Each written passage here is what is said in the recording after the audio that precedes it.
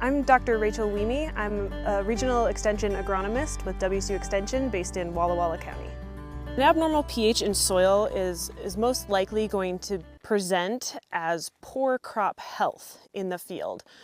You'd likely see it in patches in your field. It can be patchy, it can cover broad areas, but it's not necessarily limited to lowland or just hilltops or hillsides. It can be anywhere throughout the field. Most growers are testing annually or at least at the same point in their rotation for a certain crop for things like fertility. So we do recommend getting pH samples with that, and being consistent in the same time of year is important for pH sampling.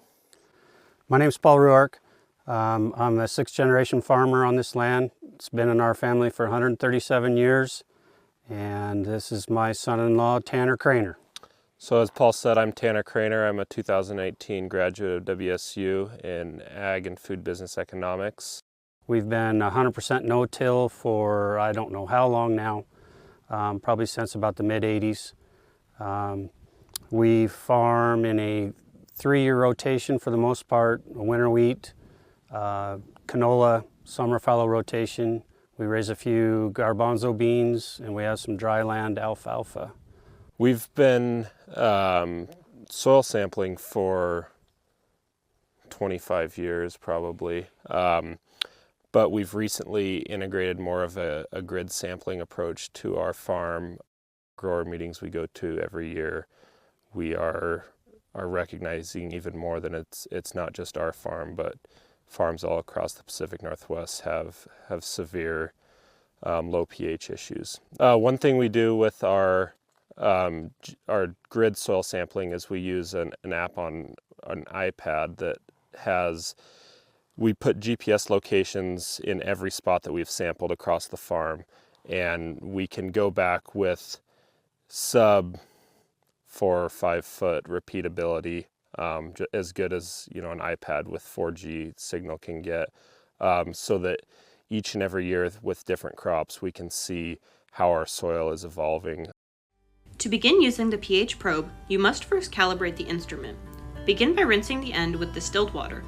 Next, submerge the tip of the probe in calibration solutions to ensure the accuracy of measurements. Press the calibration button and swirl a few times until you see the word end appear on the screen.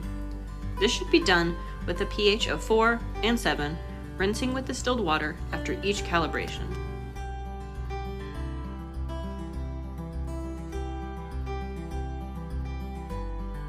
After calibration is completed, you can rinse the probe one final time before placing the cap on the end to protect the sensor and pushing the off button until you're ready to use the probe again.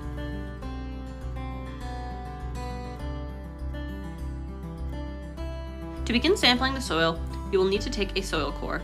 We use this soil sampling probe to collect soil from the area that was of interest.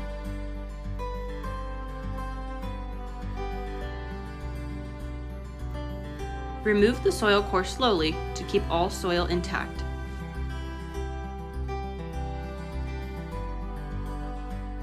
To begin the sampling process, you will need a small spatula to scrape a little of the soil from the top of the sample.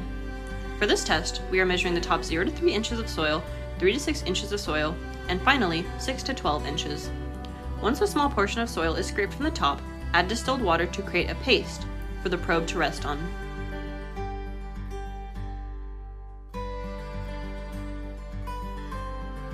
Hold the probe on the wetted soil until the number of the probe stabilizes.